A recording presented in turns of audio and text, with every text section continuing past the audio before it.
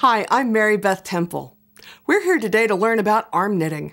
I hope you enjoy these videos. We have several for you to choose from. But if you need further information, please check out www.arm-knitting.com. Okay, we're going to start from scratch here and learn how to arm knit, and at the end we will have all the materials for our 30-minute infinity scarf. Today I'm going to use Wool-Ease Thick and Quick yarn from Lion Brand, and I'm going to use 3 strands. You can use any kind of yarn that you like, to be honest, and you could use as many strands as you want. You could use 3 strands, 6 strands, or 112 strands if that's what floats your boat. The more strands that you have, the tighter the stitch will be and the less jumping around it's going to do. Now, the labels might say pull skein and center pull ball, and if you knit in crochet, you might be used to pulling from the center. But for arm knitting, I suggest strongly that you only pull from the outside, because if your 2 arms are sort of stuck together and you get a little yarn barf situation and you have a problem with the yarn pulling out, you're going to have a nightmare. So just look for where it's tucked into the end and pull the end out, and that's your cut end. So for this demonstration, I'm going to use 3 cut ends together. So I have my 3, and I'm just going to wind some off of this yarn, and I'm actually going to push the yarn balls off to the side because there's no reason for you guys to have to watch them float around. So to get started, the first thing I need to do is to make a slip knot, but I want to leave a very long tail on this because the cast on that we're going to use takes up quite a bit of yarn. So I'm going to pull 1, 1.5, that's about 1.5 yards. Approximately from your fingertip to the center of your collarbone is about a yard. So the first thing I'm going to do is make a slip knot. I'm going to do that by making a loop and pulling. I'm holding all these 3 strands together as one. So I'm going to pull it through, and then I'm going to snug it up, and there's my slip knot. Okay, so I'm going to put my right hand and I'm going to put it all the way through the loop and pull it back, and there's my slip knot underneath. Now I want to tighten things up, and I can do that by pulling on the 2 separate strands. I don't want to make it too tight. I don't want to pull it all the way up to my wrist for 2 reasons. One is it'll hurt, and if you have so much yarn up here around your wrist, you will eventually cut off circulation and your fingers are turned blue and they'll fall off, and that's not what we're after.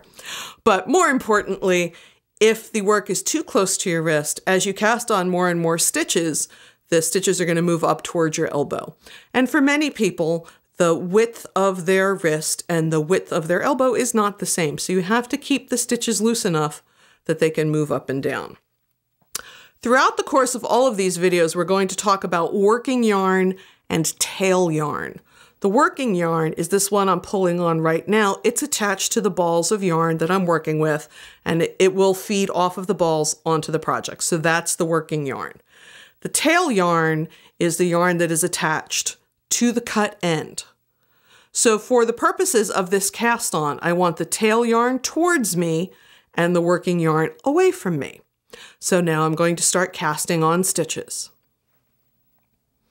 I'm going to insert the index finger and the thumb of my left hand between the 2 strands of yarn, and I'm going to spread them apart.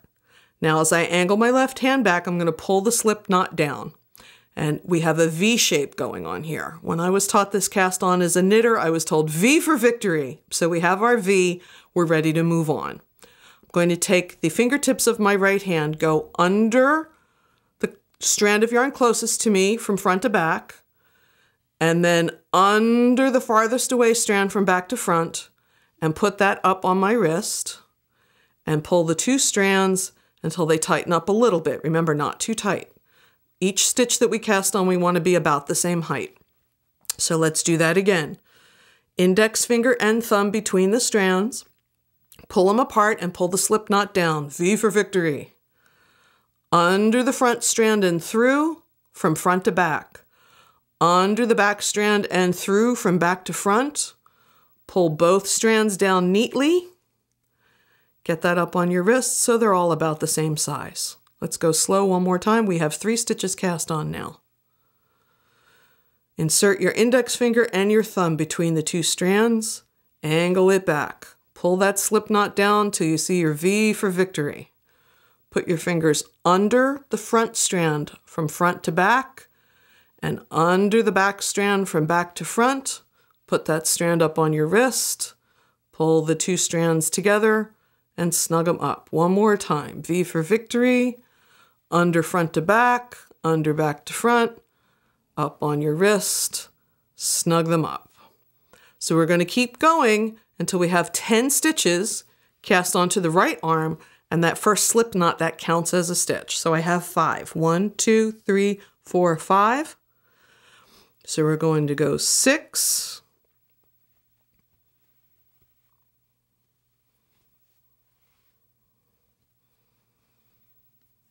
7,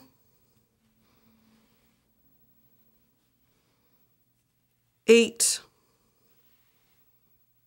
get it up there a little tighter, 9,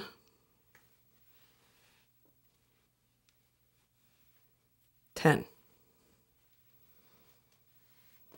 So I have 10 stitches on my arm. They're about the same height. Now this tail yarn, I'm not going to work with that anymore, so I'm just going to push that tail yarn off to the side. Okay, now we're going to finger knit and we're going to work in the plain stitch. So from here on out, remember, we're only working with the working yarn. We're going to put it over the thumb so we know what direction we're going and hang on to it. Pull the first loop, which is 3 strands. Pull that first loop off of the right wrist, over the yarn that you're grasping, and drop it. We're done with it.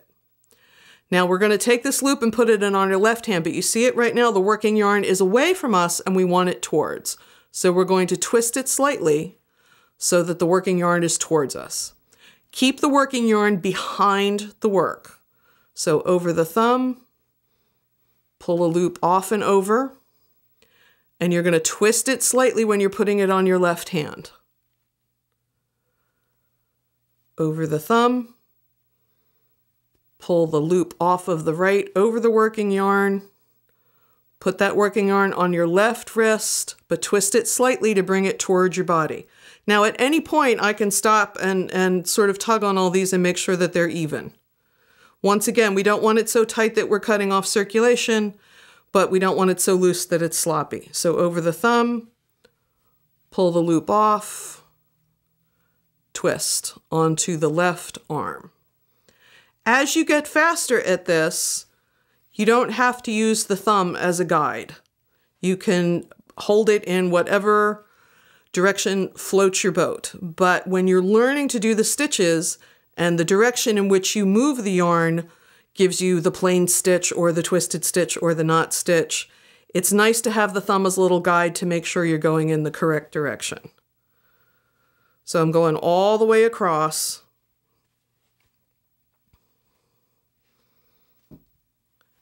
So now I have my tail is off in the distance and I have 10 stitches on my left arm. Let's count. 1, 2, 3, 4, 5, 6, 7, 8, 9, 10. So I'm looking at this and I'm thinking these last 3 are couple loose. So I'm just going to pull up on the yarn a little bit. I'm just going to snug it up to make sure that they're a little more even. Okay, so that is my first row and it doesn't look like much, but there it is. And so this is the plain stitch that we're doing.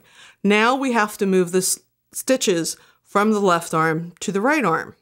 So I'm going to do the same thing, only backwards. I'm going to put the yarn, the working yarn over my thumb so I remember what direction I'm going in. I'm going to pull the loop off of my left arm and drop it.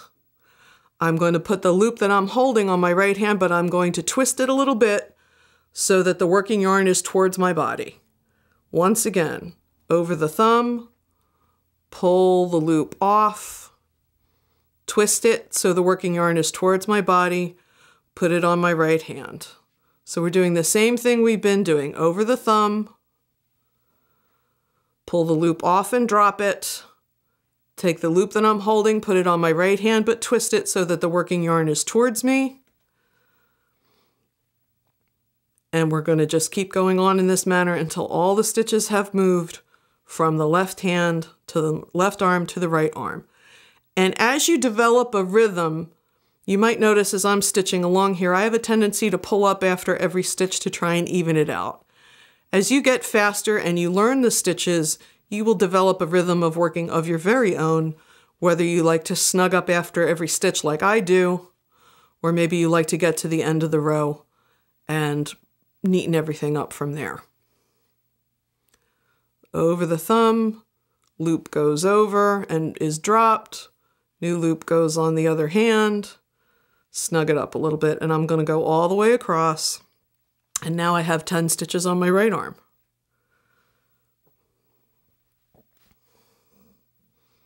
Now, in the same way that I said earlier, you have to let the stitches move up your arm if they want to. If I was doing a much bigger piece with many, many stitches on it, I might have to be a little more careful to keep everything bigger and more open. But I'm working pretty close to my hand because I want the stitches to be as tight as possible because I don't want the fabric that results to be so loosey-goosey that it's not attractive. So here you can just see the beginning of the stitch. And this is the plain stitch, so it is smooth on the side that is towards me. And if you look at the reverse, you see the knots, it's knotted. So it's smooth towards me and the knotted size is away.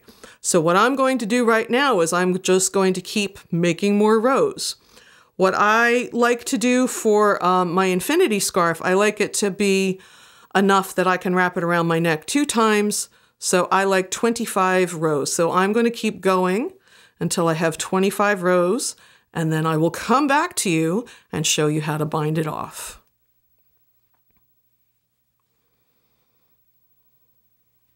Okay, we're back.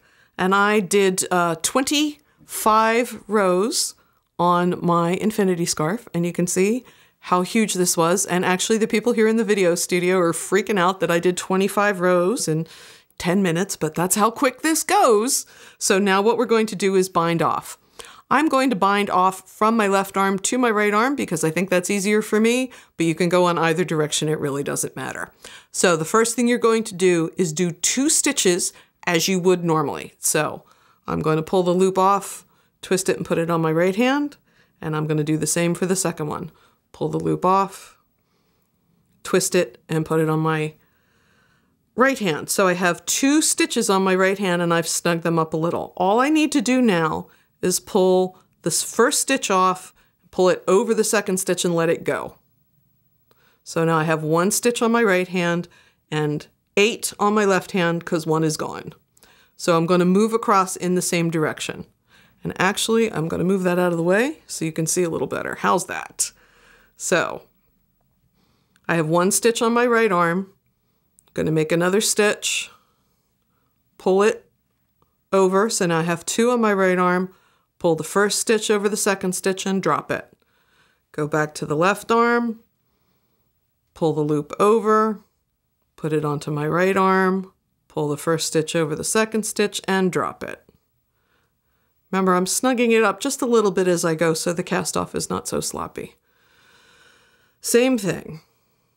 Next stitch, put it on my right arm, first one over the second one, next stitch, and we're going to work all the way across.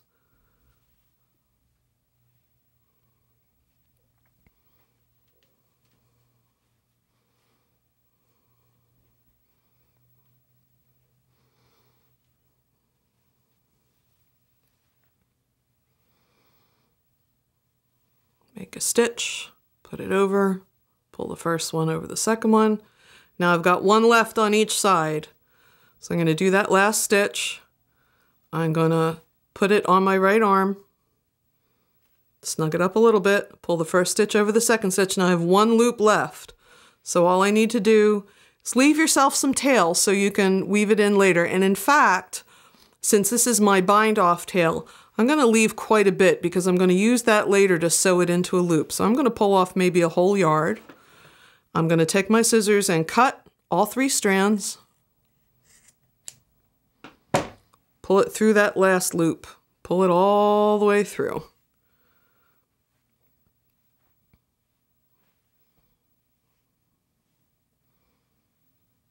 Oh, I got my tail caught in there. Okay, so I've pulled all 3 strands all the way through, tied it into a knot, and now it cannot unravel. So that is what the bind off edge looks like. To finish my infinity scarf, all I need to do is take the short end that I just bound off and line the whole piece of fabric up in a loop with the cast on edge. So the two sets of short ends are right up next to each other, and sew that off into a loop and weave in the ends. If you need a little help with finishing, we do have a finishing video for you to go check out. You can watch me sew my infinity scarf together and weave in the ends. Don't forget, you can always get more information on armknitting.com, which is arm-knitting.com. And if you want written instructions for this and 15 other projects, I highly recommend Simple and Stylish Arm Knitting, How to Make a 30-Minute Infinity Scarf and Other Great Projects, written by yours truly, coming out March 15th from Design Originals. Thanks for stopping by.